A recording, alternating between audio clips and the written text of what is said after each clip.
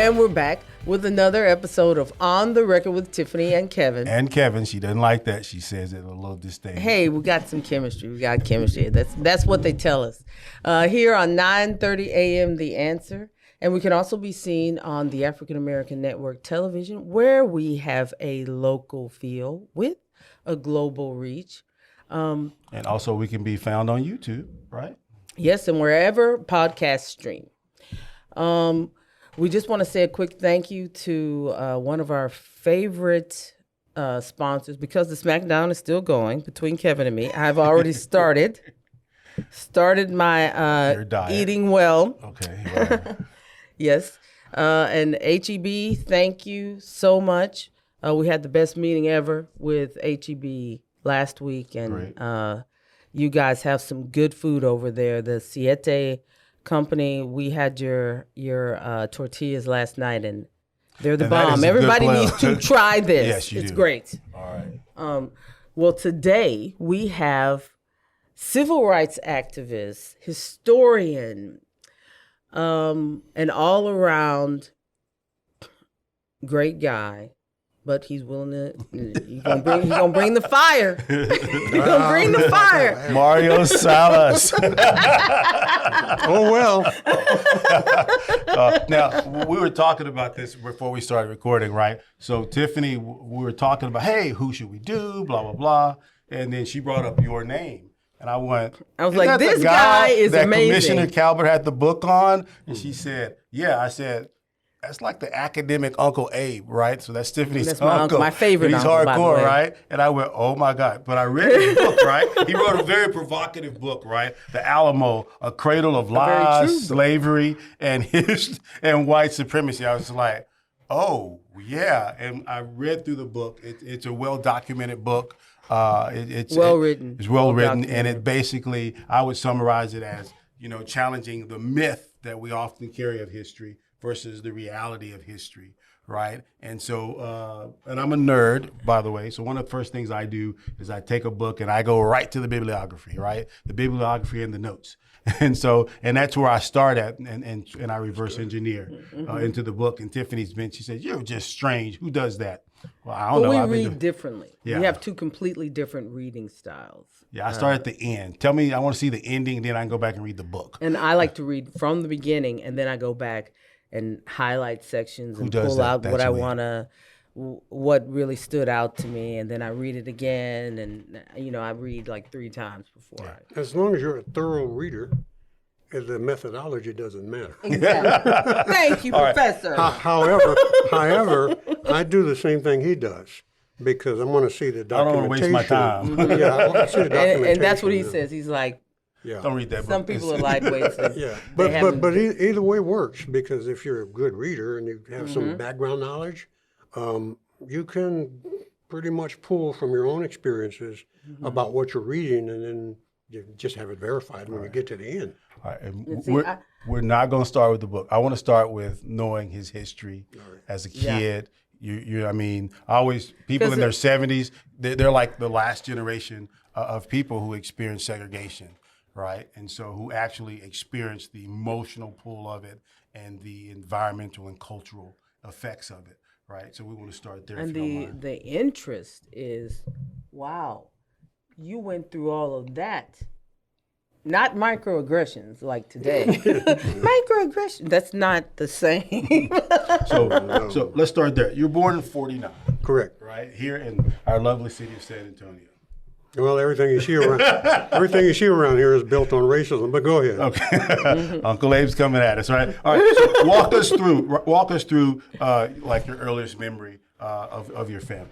Well, I was raised on the east side of San Antonio. I went to Catholic school for starters, and then wound up at Phyllis Wheatley High School, which was segregated black high school, because it was like maybe 100 yards from my house. And it didn't charge tuition. Catholic schools, you had to pay tuition. Yeah. And my mother and father were in the midst of a divorce, and so the money dried up. So it was best for me to go to public school, and I was just right down the street. So, I grew up in the black community. I grew up in a multiracial family of my father, Afro-Mexican, who who was Mexican one day and black the next. and What does that mean? yeah, what that means is he was very fluent in Spanish, but he also recognized his skin was much darker than mine, and that showed up on different occasions when we were told to go to the back of the bus, or when we had to go when we went to the theater, had to go to the back of the theater, not so much because of me, but because of him. So we would have to go to the back of the theater at the Majestic, which was on College Street, when we went to the theater. So I experienced that firsthand. And what was that like?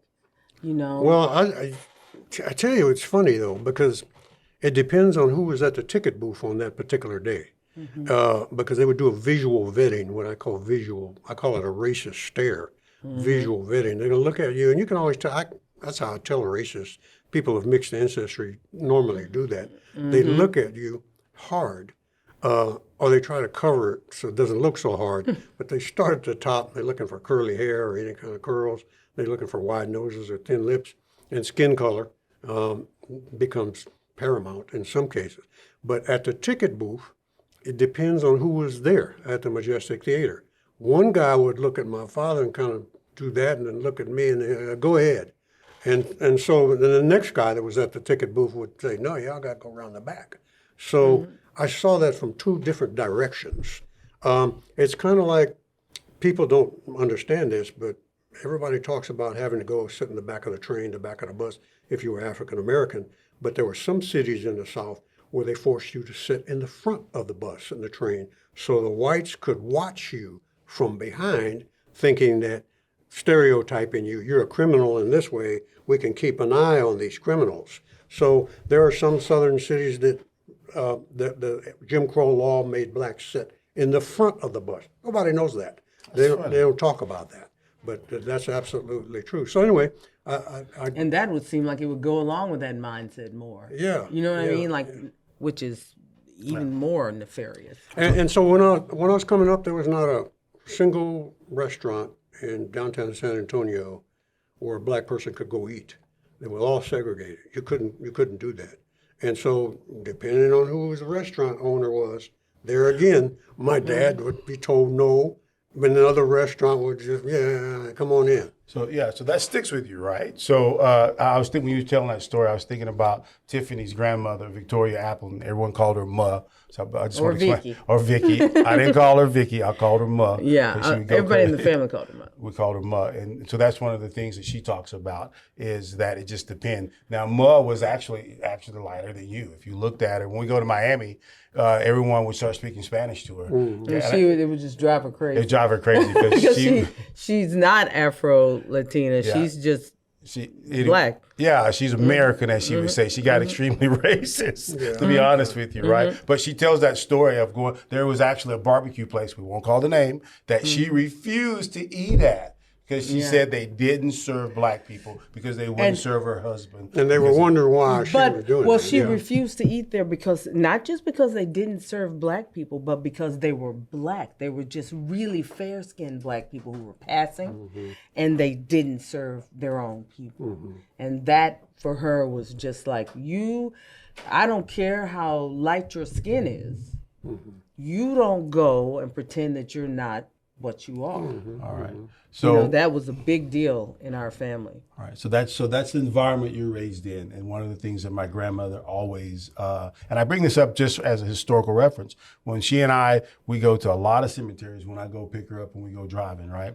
And she always talks about having to avert her eyes down or get off of the sidewalk to let the other person come through. To let the white person To let the white person come through. And like in my mind, that's it's crazy, right? That's not even something that I can conceptualize. Yeah. And that people that are younger than us have experienced. They don't know what that feels like. Yeah.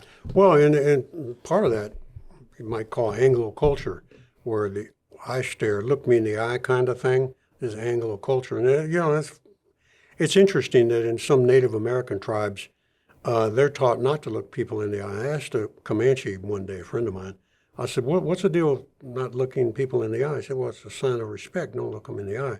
And then I said, well, when did Comanches in the past look people in the eye? He said, we only did that when we meant to kill you. Yeah. But it will take your spirit away. So that's a totally different That's understanding an act of aggression, right? of looking, of looking people in the eye. Nigerians are really good about looking people in the eye. Boy, they will hawk-eye you. Similar to Anglos, it's an eye thing. But not all Africans and Native Americans don't believe in that necessarily. Black folks like to look for people in the eye. Oh yeah, that's a big thing. And I think that came from West Africa. Yeah. And so, all right. So I try to be methodical in the question answering or asking, right? So history, your father, extremely dark man, right? You look like somebody from Louisiana. Right? That's what I thought when I first saw you. Yeah, that's what I thought. Yeah, boy, yeah. Come on over here. So the impact of that, because I share with you that when I looked at the census, your father is marked as a white man. Correct. In the 1950 census, right. which has just been released for all you genealogy geeks out there. Right. So. Right. Well, in South Texas and many other places, it was politically expedient to label Mexican Americans as white, because in certain places where there were white political bosses who controlled the political arena, they could increase the chances of them winning a mayoral election or city council race by having Mexican Americans vote for the candidate that they wanted. So if they could get the health department and the commissioner's court to identify a certain segment of the population as being white, then they could incorporate that group of people into a voting block and win an election. That idea actually caused county governments to separate from each other in the 1920s and 30s. I think Zapata County and another county down south was created because there were too many Mexicans labeled white, and they were winning the whites who wanted them to. And look, it wasn't Mexicans winning the elections; it was white men winning the elections with Mexican votes. So these other political bosses, white political bosses in these other counties, they said, you know what, we don't want to be a part of that county anymore. Let's split off and form another county. So you probably have 3 counties down in South Texas that split off for exactly those reasons. And that is documented, right? So this is the other thing, right? So when I met Mario, I was reading through his book because I was like, it sounds like Uncle Abe. And so I was flipping. What's his phone number, by the way? You be hanging out with Uncle Abe. I was just like, oh my God. But when I went back and I started in the bibliography, and as I'm looking through the bibliography, I'm like, oh, that's where that is. And so I'm able to go and verify those pieces of information. And for me, it's all true. That's true. And that's the wonderful part of history, is where we break up the mythology part with the fact part of it there. Yeah, and I believe you can find that in David Montejano's book. I think I have him in a reference. Yeah, you have him there. Yeah. And you quoted some interesting people in your book, and I know I said we're going to wait on the book, but it's an interesting book. The title is very, very provocative. I was like, oh my God, it's a provocative title. Well, as you go through the book is well documented. One of the people that you quote, and I always forget her name, is a historian in. Here he is, a historian from UT. And her name, I always say Diana. Yeah, it's Diana Berry. Mm-hmm. Diana Berry, right? She wrote a great book, How Much is a Pound of Flesh? Yeah. And then that database which they have behind a paywall, by the way. There's a database, a good book in which they go through 36 archives, and they go from the period of like 1791 to like 1862, 63. Mm-hmm. And they go through and they pull out the values that slaves were selling for. And she has a rough estimation of how much a slave cost based on age, based on gender, based on beauty standards, right? And sometimes based on weight. Yes. Mm-hmm. So when I saw you quote her, they sold kids by the pound. Yep. Yeah. So a pound of flesh, and that's what it's based on. And that, when you hear that and you're looking at that, that really drives home what slavery is. Yep. And it also drives home the fact that we haven't begun to touch true education about this subject. And the reason in the general public does not know what this truly looks like. But for me, the reason that's important is I challenge the idea that we haven't made progress, because when you look at that time frame, post-slavery or even before slavery, the average American, or in our case, as slaves, non-American, they were all racist. Even slaves were racist. They held some view of race, right? That the lighter your skin was, the closer to white you were, Yes, but that was you were also more drummed favored. into them. Yeah, that was Yes. but the whole society was a racist society. Yeah, Openly even the roasted. people that are being treated poorly have racist So views for me, the because importance of that time period is to of use the that as the system. standard and say, we've made progress. We may not be at the ideal. We've made definitely not at progress. the ideal. We can be involved more, right? Now we can debate how far that goes, and I'm okay with that, which is why I think your title is like smack, right? So anytime something offends me, I'm like, I got to go read that. I got to read that. I did not find the title offensive Well, the at title, all. I found the title worked in that case. Oh, yeah, you got me, right? See, I found the title to be, oh, somebody's telling the truth. Let me let me see. Well, Let me amplify this voice. Tiffany and Kevin, I have to point this out too. What I always worried about is people making these false arguments, one of which is called presentism. I never look at the past through modern eyes. I look at the past through the documents that were written at that time. Yep. So this whole argument about presentism is fallacy. It's a joke. And you look at the primary, I don't have to make up anything from modern eyes when you read the Texas Articles of Succession or you read the Texas Then Constitution. this is They what said that it was. themselves. So I don't have to look at it with modern eyes. Yeah. And All so, you have to do is, like, literally, this is Just read it. That's right.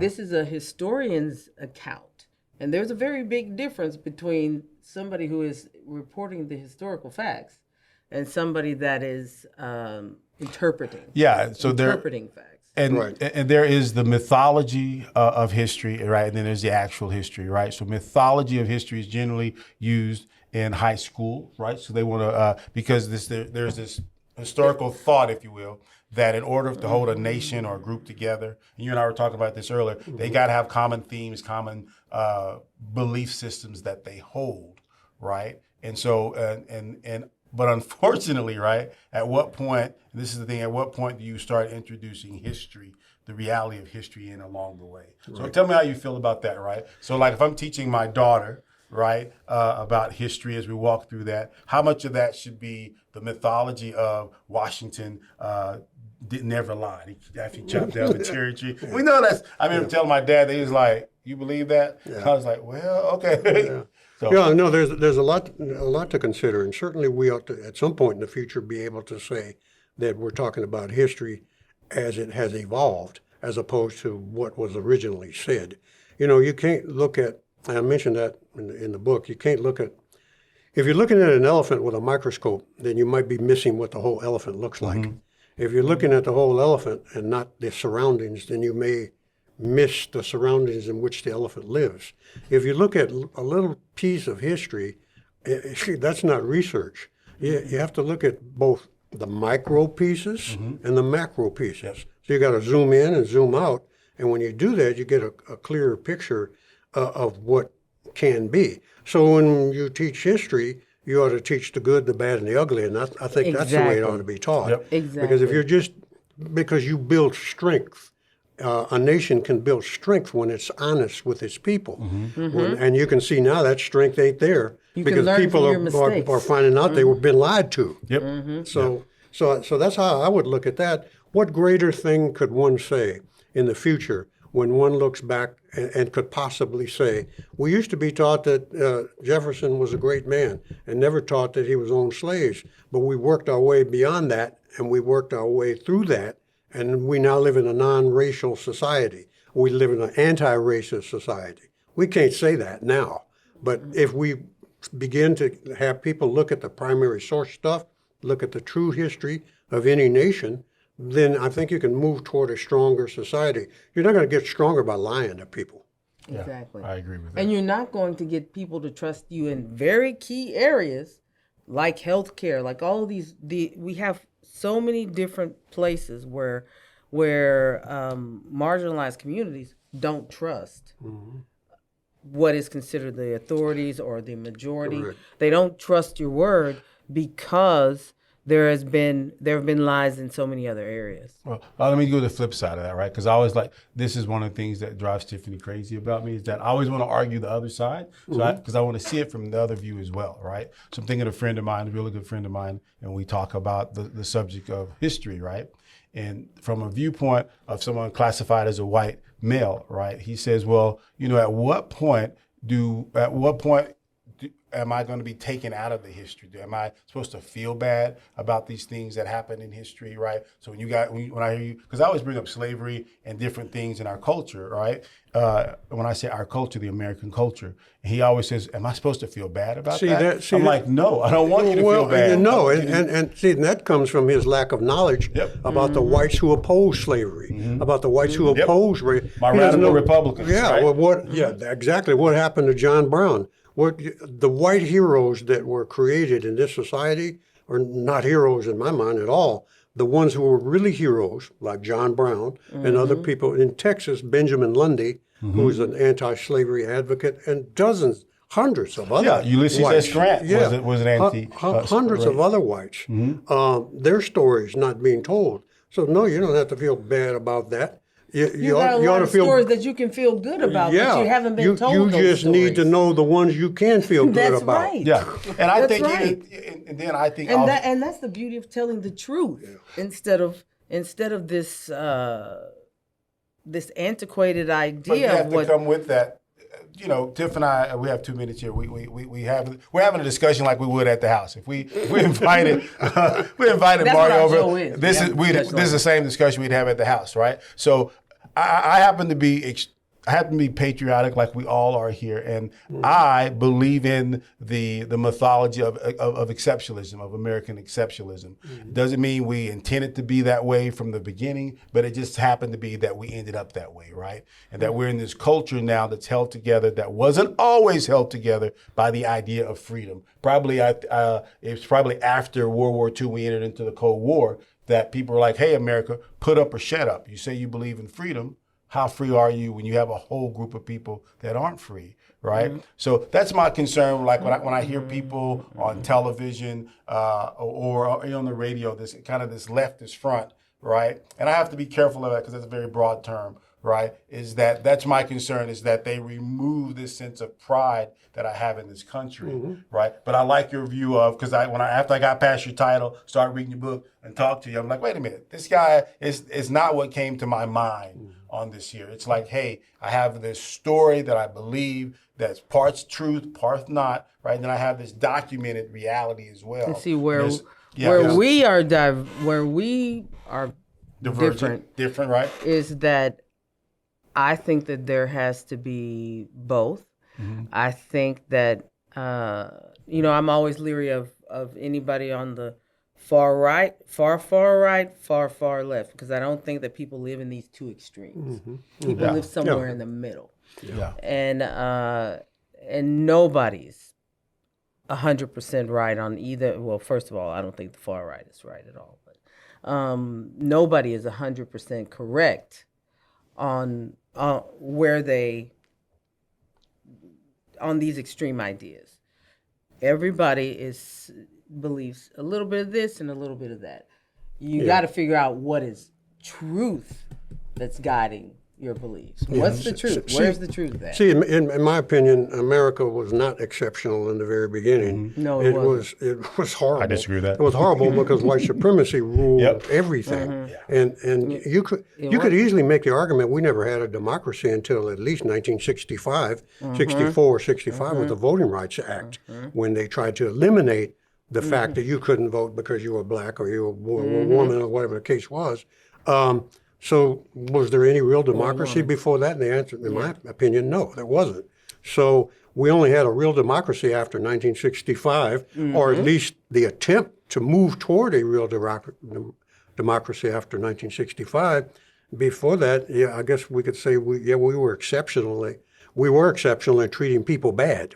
So okay. So we're up on the time here. Okay, we're going to do our next segment. Yeah, we can do our next segment as we go through that. And so my counter argument would be that if you look at... Wait, I'll be quiet. You've been listening to On the Record with Tiffany, and our special guest, Professor Mario Salas.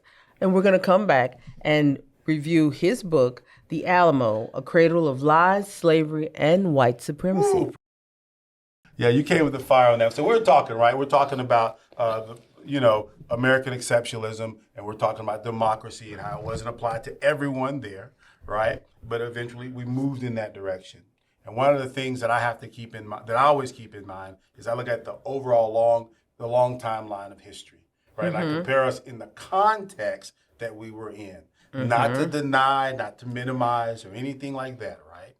But in the context. And so I get what you're saying, that the whole world was living in this at a very barbaric time, right? Yeah, with the same mentality worldwide. It still doesn't make it any less. So you think about repugnant. the time. I agree, right? But we're looking at it from our view, from where we're at right now. That's how we're looking at it, right? Yes. So you think about it, right? So Spain had just been freed from Islamic rule, what, in 1500s or so? In 1492. In 1492, right? And then literally, Spain was a superpower. It was the equivalent of America at that time. If you were an unfortunate country and you looked up and you saw the Spanish Armada off your coast, you started quaking in your boots, right?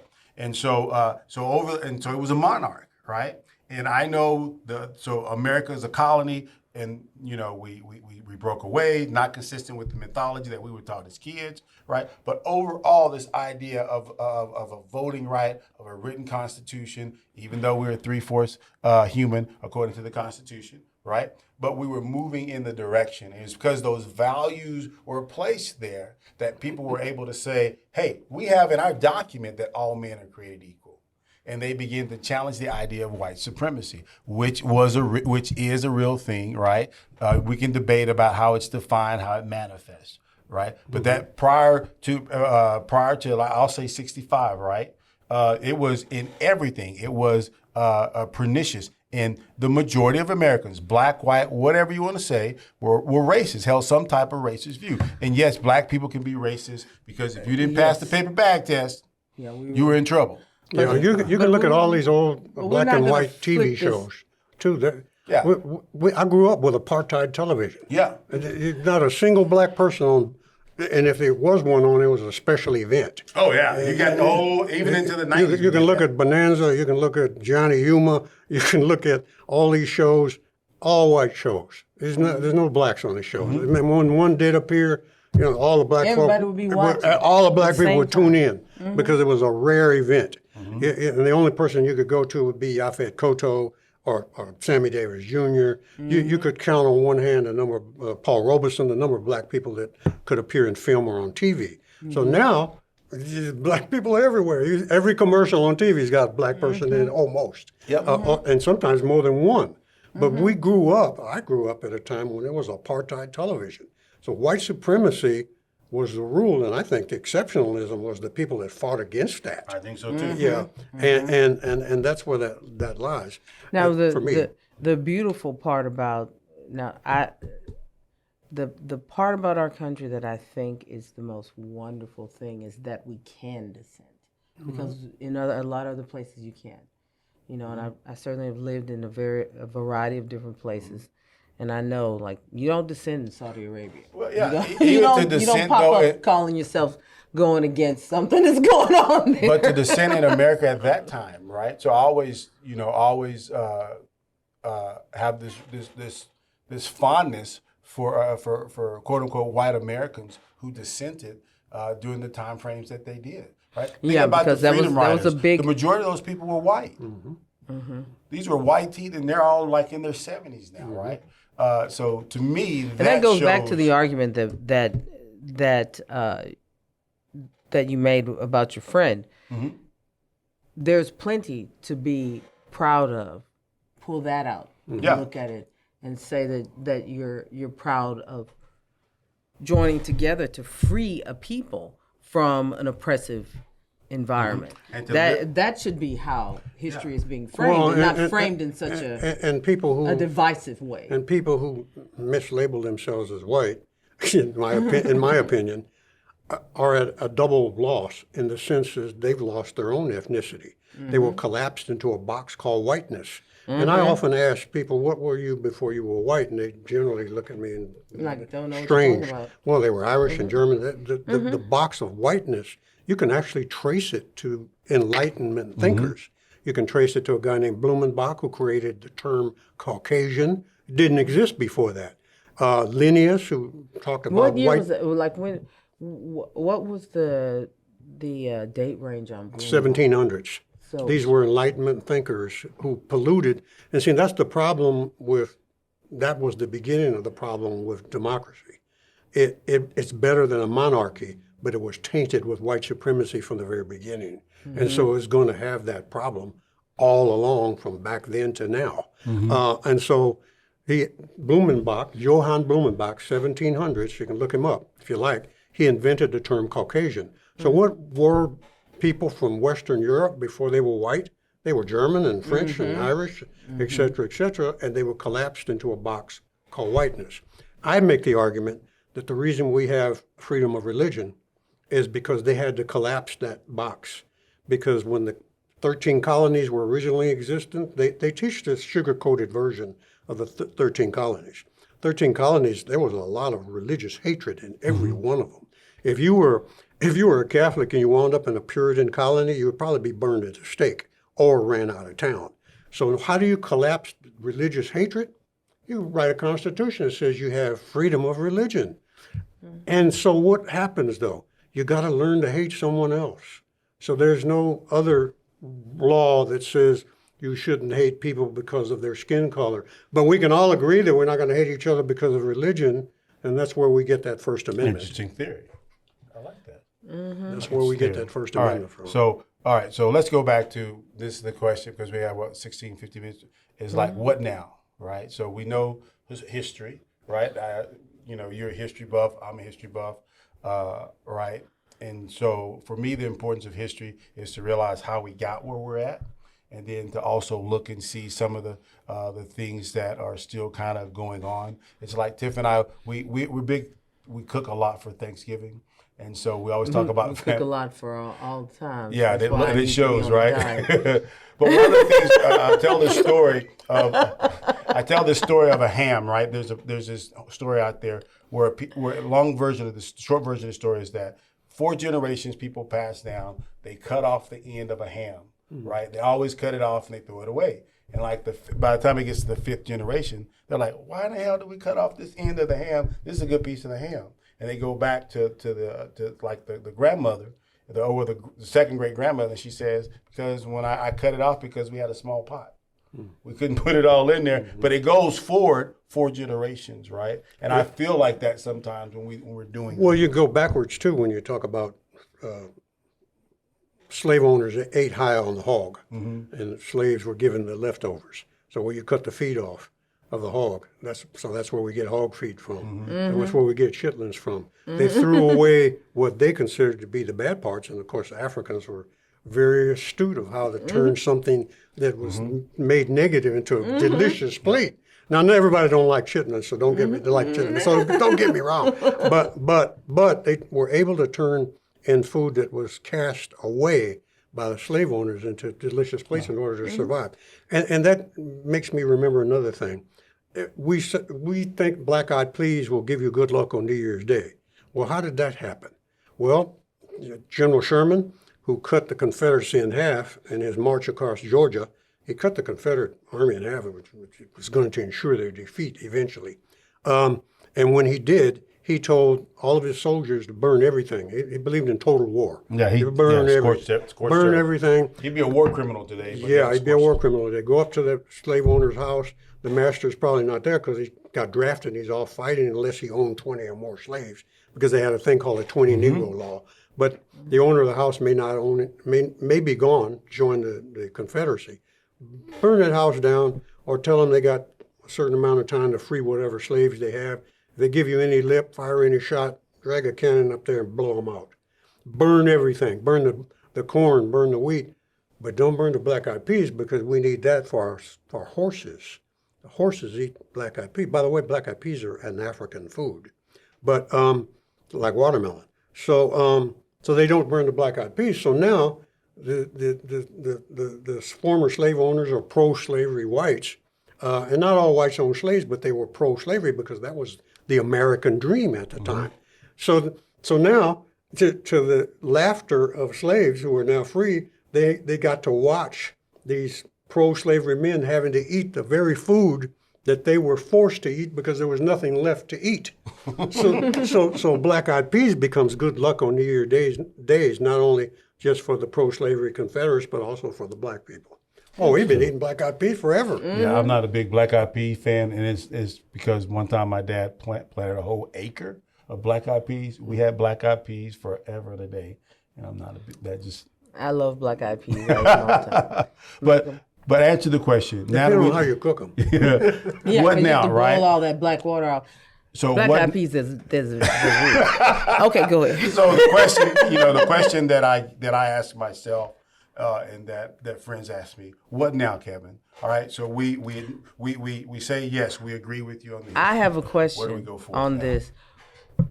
In this time, like you see everything that's happening right now, is what prompted you to say, I need to put this out and get people.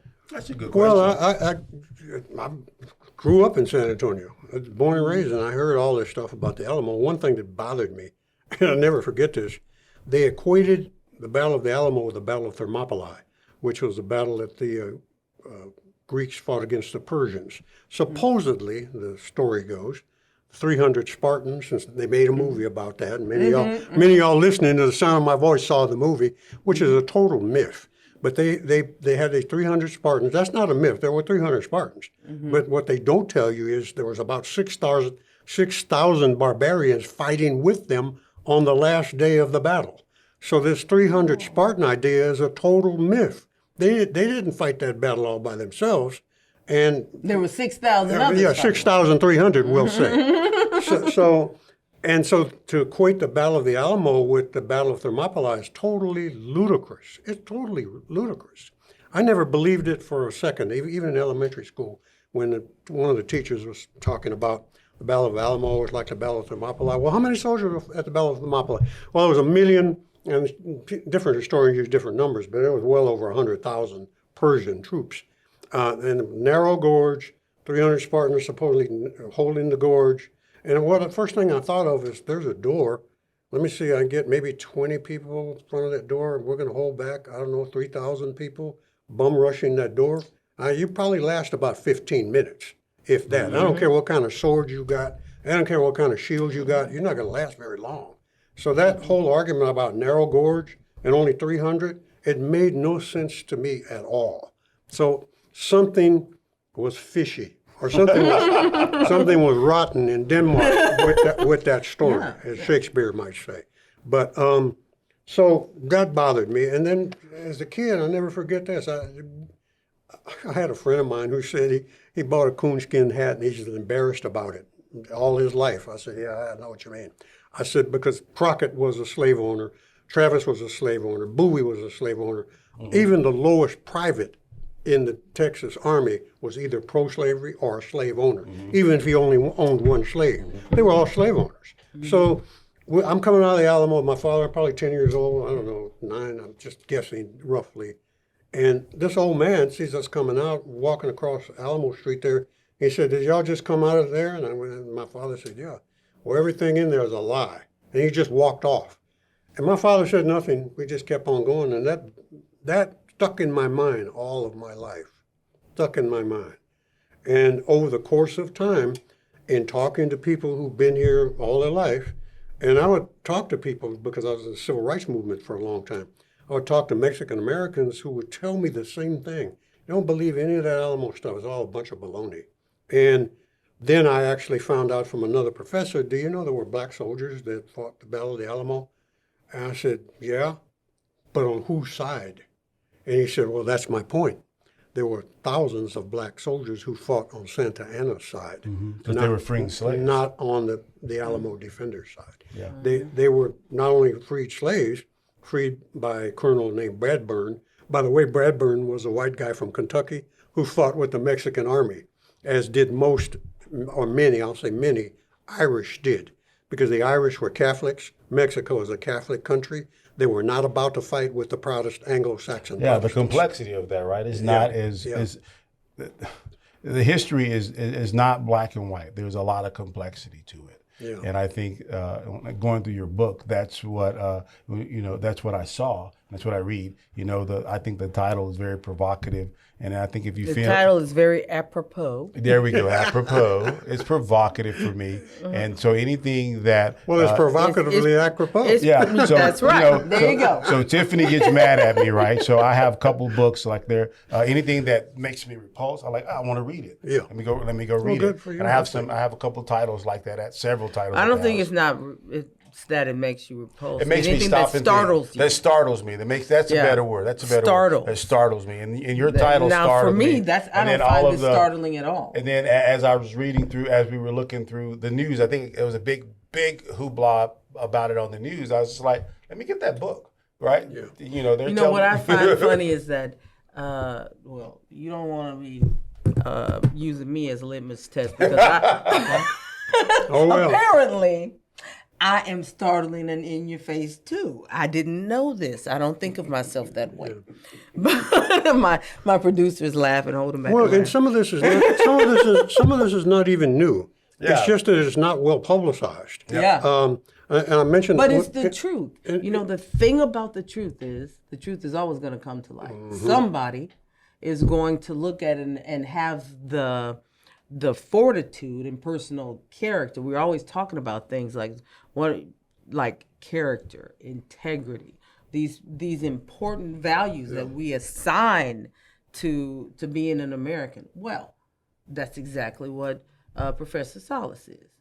That's what it takes to bring something like this It does. And I think to it's the a good forefront and to do the proper research on it so that he can say, hey, there's a couple of books that are really, I think, are a gold mine about understanding the Alamo. One is by Dr. Phillip Tucker, and this is a provocative title as well, called The Alamo, Exodus from the Alamo, The Anatomy of the Last Stand Myth. That's the title of Dr. Phillip Tucker's book. PhD, he's a military. You got us in the last 20 minutes. He's a military historian, by the way. All right.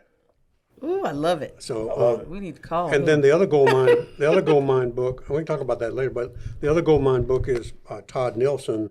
It's probably 900 pages long. And what he does, and he's not even a historian. Yeah, and he just like in that guy Nelson, and he's just like a very avid historian.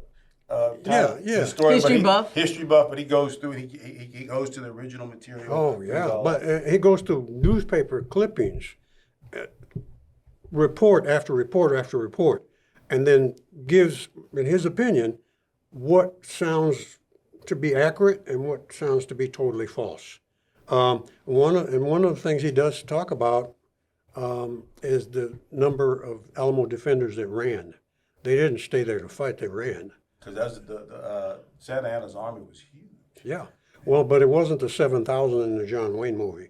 It was only about, because that's a myth too. There was only about 3,000 fighters that Santa Anna brought with him, and only 1,500 of them probably saw action. And they came over the northern wall, and the Alamo was much bigger than it is now. It was encompassed all of that Woolworth building all the way across the street, went further north. But according to Joe, the slave, and I don't like to call him that, he should have a last name. I call him Joe Boone because his mother was probably the victim of a rape by Daniel Boone. So I call him Joe Boone. I call him Joe Travis. He was a slave of William Travis. He said that over 500 Mexican troops were over the wall before a single shot was ever fired. It was 3 or 4 o'clock in the morning, not in the middle of the day like the movie. It was pitch black. And Crockett was quoted in Nelson's book and other people's book too as saying on several occasions that I had rather die out in the open than be hemmed up in these 4 walls. So there is, I think, educated speculation that he led about 100, 120 men out of the southern and eastern walls, because, in any war, there's always going to be cowardice. There's always going to be, I want to live to fight another day. I'm not a coward. maybe we can make it to Gonzales because there was extra troops there. So some of them ran thinking they could make it to Gonzales. Some ran because they were cowards. Who knows detail, from one person to the next. But the documentation shows majority of them ran. About 60, and numbers vary, 60 to 75 died. They were asleep it was cold, I don't know what. It was a blue northerner, blew through San Antonio, it was below freezing. They were caught off guard. They couldn't get to their guns in time, so the majority of them were killed in the long cabin, or the long barracks, they call it, before anything could ever be happened. Bruce Winders, in his book, he writes another good historian, he used the term most of the defenders were pushed out of the Alamo, which means they ran. and so this is all kinds of stuff that I come to find out growing up in a town, living in the shadow of the Alamo, living in the shadow of something that's just simply not true, when we ought to be told the truth. And the truth of any pudding is in the taste. The truth of your wife's best cake is in the taste. So you can talk about how good that cake is, but until you taste it, that's going to tell you the story. When the Texas Constitution was written after the Battle of the Alamo and after the Battle of San Jacinto, they made slavery legal in the Texas Constitution. That's true. That's there. Yeah. That's the proof of the pudding of what this battle was all about to begin with. So the Battle of San Jacinto, in my opinion, had to be the worst day in the life of any African American living in Texas at that time. And it was because they represented, as we talked about with Professor Berry from UT, is that there was a dollar amount assigned to slaves. And actually, when you look at the end of the Civil War, when slaves were emancipated, right, you lost $3 billion, a little bit over $3 billion in financial worth that was free, right? And so that's there. We're almost running out of time. So the question that I ask is, for me, right, my answer to this is, what now, right? So what would you like to see? Yeah, what would you like to see? What now? No, we still got a big problem with racism in this country. We still got a big problem with racial killings. You saw what happened in Buffalo the other day, with mass shooting of African Americans targeted. We just saw. He drove 200 miles. Yeah, we just saw the killing of. We just saw the city settle a huge complaint against police for the killing of Jesse Gairy, Anton Scott. Huge amounts of money, because these were policemen that should have never been policemen to begin with. There are an awful lot of good policemen, but unfortunately, there's enough bad ones to make the whole system in bad shape. So we still have this problem of white supremacy. We have a governor that's trying to tell people what they can teach in school. You can't teach African American studies, or you can't say anything about Nat Turner's rebellion, or you can't say anything that contradicts the mythology of American history. We are facing some serious problems that are racially motivated, in my opinion. Okay. So we'd say policing and policy is one of the things there, which I think we could do more there. And then also education and bringing in because history should be taught. That's the the good, the bad, and the ugly. Yeah, you just say it all. It doesn't. It's not. It shouldn't be whitewashed or sugar-coated or however you want to, whatever phrase you want to use. History is history. Yeah, and the scholar in me wants to go into more detail to unpack a lot of the things just said. We got to bring Professor Salas back. We can stay here all day. Yeah, because there's more to this, right? It's not as black and white or as simple as the idiots on TV would have you believe. You could just, we're just going to say this here. But there is nuance, there is depth to everything that he just said, right, that we could go into. And it is worth your time and your dollars to go and pick up a copy of The Alamo, A Cradle of Lies, Slavery and White Supremacy. And start in the bibliography. Read the book, because it's enlightening. Yeah. And and it's historical fact. The very subject that we discuss over and over again, history being taught in schools, this is American history. Black history is American history. And this really isn't we'll just move on. Now, I know this isn't Black history. This is a great book. But this is American history. The Alamo book. Very, and what very good happened book. there is It's American got some Black history in it. It does have some Black Uh-huh. history. I like it. It's a good book. I would, Tiff and I argue about our methodologies. I would start in the appendix, in the bibliography, and the notes.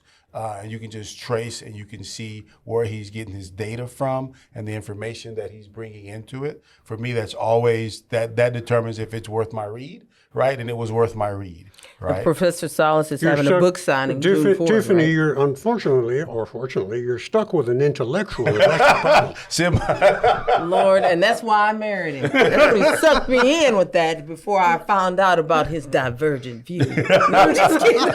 and the great thing, since we're running out of time here, but the great thing, right, that I really appreciate about is that Tiff and I are proof. We can have difference of opinions, right? Mm-hmm. And so I'm just like, I don't know if I believe that, and she's like, you have to give me more, Kevin. And but the deal is that, the premise of our show is that we're more alike than we are different. And we are different. And you have to hear what all of the thinking is and you have to hear truth. Truth is important. And life is more than just a soundbite. Exactly. So you've been listening to On the Record with Tiffany. And Kevin. And thank you so much, Professor Salas. And do you have one parting thought? Well, it might be too provocative, but nevertheless, I read the primary source documentation. You don't have to take my word for it. It's not presentism. It's what the people that believed in evil things, this is what they said. This is not what I'm saying.